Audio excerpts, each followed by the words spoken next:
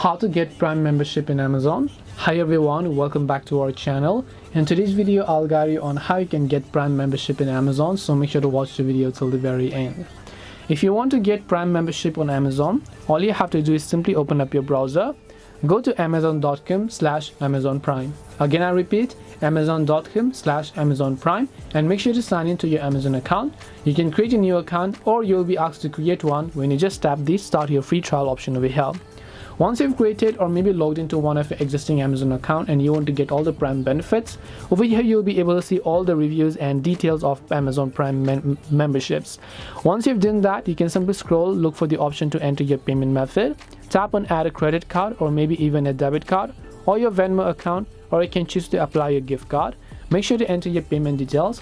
After you enter your payment details, make sure that they're correct and that they have enough balance, and after that you have successfully gotten the Prime membership in Amazon.